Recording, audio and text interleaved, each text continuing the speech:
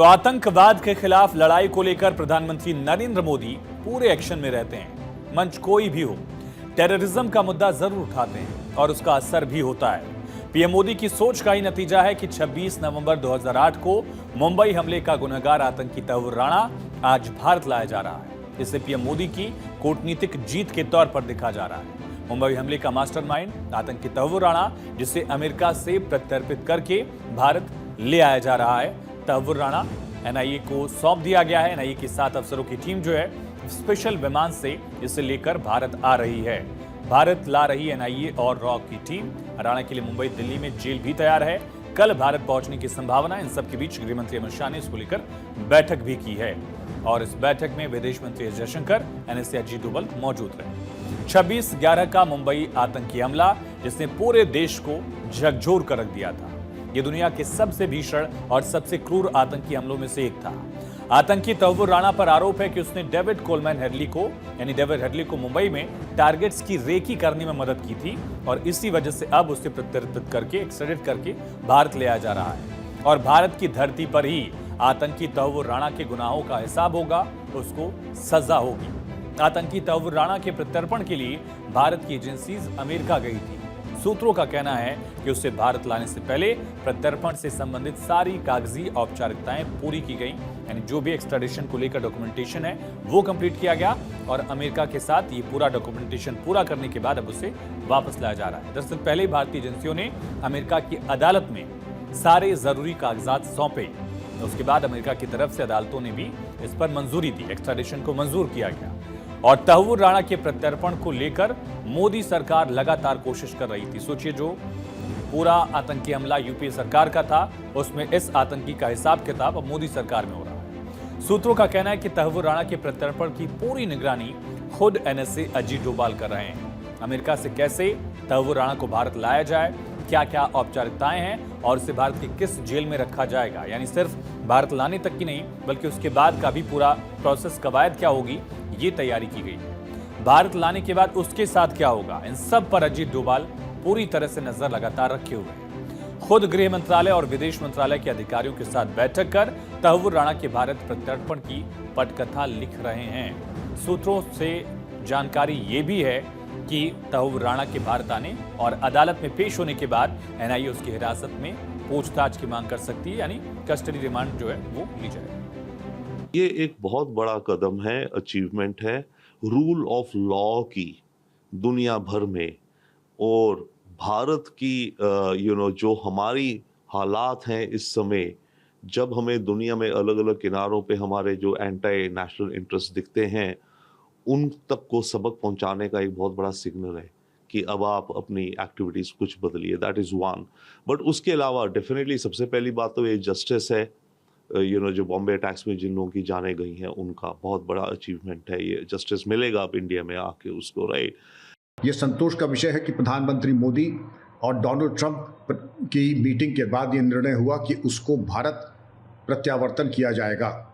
ये संतोष का विषय है कि सुप्रीम कोर्ट अमेरिका के 21 जनवरी इसी वर्ष उसके आवेदन को खारिज कर दिया। तहव्वुर हुसैन राणा भारत आ जाएंगे जब उनको सारी इन्वेस्टिगेटिंग एजेंसीज, न केवल रॉ, आईबी, मुंबई पुलिस, बल्कि सारी इन्वेस्टिगेटिंग एजेंसीज उनकी कस्टोडियल पूछताछ करेंगी।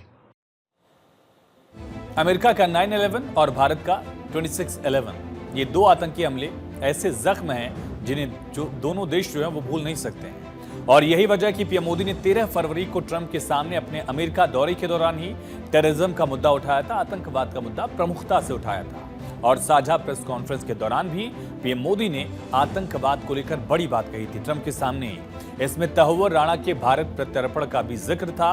आतंकवाद को लेकर पीएम मोदी ने तभी कह दिया था कि भारत और अमेरिका आतंकवाद के खिलाफ लड़ाई में एक साथ रहे हैं।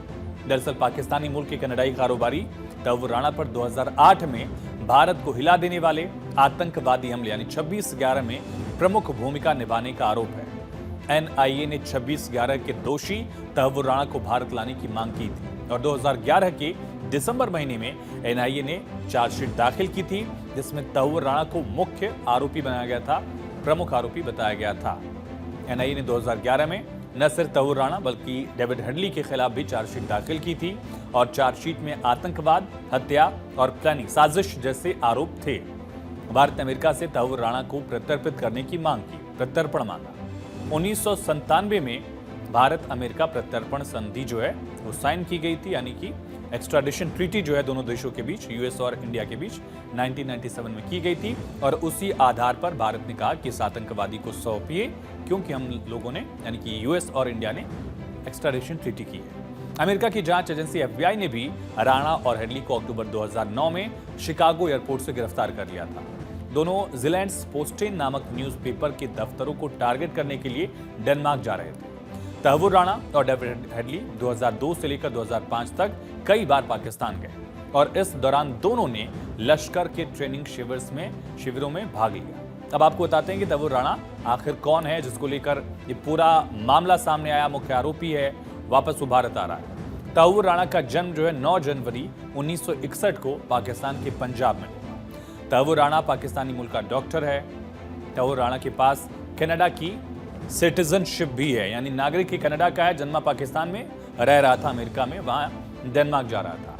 1997 में कनाडा गया था तहव्वुर राणा और 3 साल बाद अमेरिका के शिकागो में आवरजन नाम की एक कंपनी जो है वो उसने खोली। 26/11 मुंबई हमलों के मामले में 2009 में पहली बार अमेरिका में गिरफ्तार किया गया, यानी ये हमले 2008 में होते, अगले साल ही से अमेरिका में गिरफ्तार किया गया। और तहव्वुर राणा को 2013 में अमेरिकी कोर्ट ने 14 साल की जेल की सजा सुनाई थी।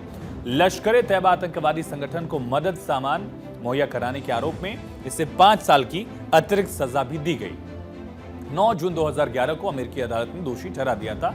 वहीं तहव्वुर राणा 2005 से अक्टूबर 2009 तक पाकिस्तानी आतंकवादी संगठन लश्कर के लिए काम करता था, ट्रेनिंग भी लश्कर से ली और उसके बाद भी न सिर्फ मुंबई आतंकवादी हमले बल्कि उसके बाद भी लगातार लश्कर के लिए जो है वो काम करता रहा। तहव्वुर राणा ने 26 नवंबर 2008 को मुंबई में हुए आतंकी हमले में यानी मुंबई अटैक्स में अहम भूमिका निभाई थी। उसी के रेकी पर पाकिस्तानी आतंकी समंदर के जरिए भारत में आर्थिक नगरी मुंबई में घुसे और कत्लेआम मचा दिया था, यानी कि रेकी इसी ने की। कहाँ कितने लोग हैं, कहाँ अटैक करने से नुकसान ज़्यादा होगा, और ये तमाम चीज़ें जो हैं ये इसी ने रेकी की थी और उसी आधार पर, इसी के इनपुट के आधार पर मुंबई से कसाब और उसकी पूरी टीम जो है वो अटैक करने आए। 26 नवंबर 2008 को मुंबई में अटैक हुआ। लश्कर-ए-तैयबा के 10 आतंकी पाकिस्तान से भारत आए, भारत को टारगेट किया, मुंबई को टारगेट किया और 26/11 के आतंकी हमलों में 166 लोग मारे गए थे।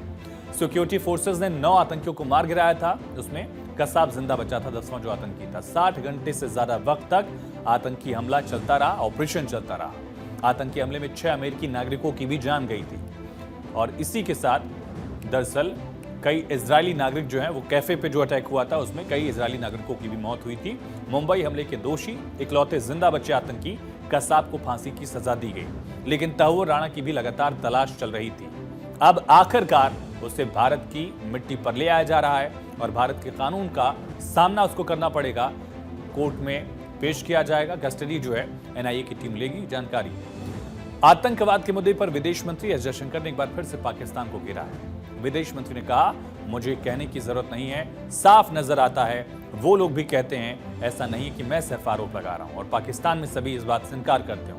कहा, पाकिस्तान में भी कुछ लोग हैं जो खुलकर इस बात को स्वीकार कर रहे हैं कि वो भारत में आतंकवादी गतिविधियां कर रहे हैं। अगर आप यानी पाकिस्तान आतंकवाद का उद्योग शुरू करते हैं तो उसमें डूब भी जाएंगे और यही हम आज होता हुआ देख रहे हैं। सीधा निशाना पाकिस्तान पर।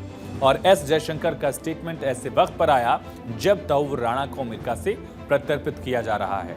आतंकी तहव्वुर के प्रत्यर्पण की मंजूरी के बाद इसे एक बड़ी जीत के तौर पर मोदी सरकार के लिए देखा जा रहा है, क्योंकि तहव्वुर को भारत लाने की मांग, प्रत्यर्पित करने की मांग सालों से हो रही है। पिछली सरकार, यूपी की सरकार में भी ये प्रयास किया गया था लेकिन कामयाबी नहीं मिली और आखिरकार मोदी सरकार की कूटनीतिक कामयाबी का यह नतीजा है कि तहव्वुर राणा भारत आएगा।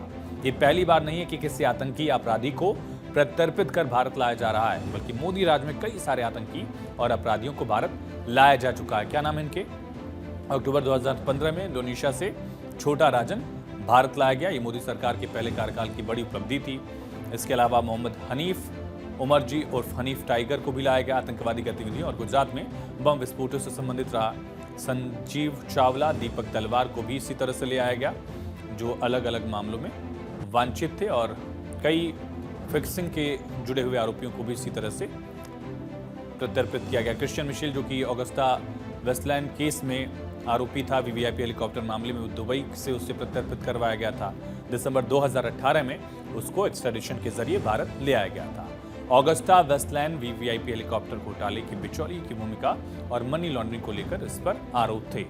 यानी मोदी राज में भागे हुए अपराधियों को छोड़ा नहीं जा रहा, एक एक करके भारत लाया जा रहा है। आज ताहूर राणा तो अगला कौन, ये भी देखने वाली बात होगी, क्योंकि आर्थिक अपराध कर विजय माल्या, नीरव मोदी और मेहुल चौकसी भी भारत छोड़कर विदेश भागे हुए हैं। इनको लेकर भी लगातार मांग उठती रही है कि इनको भी प्रत्यर्पित किया जाए, इनको भी सजा हो।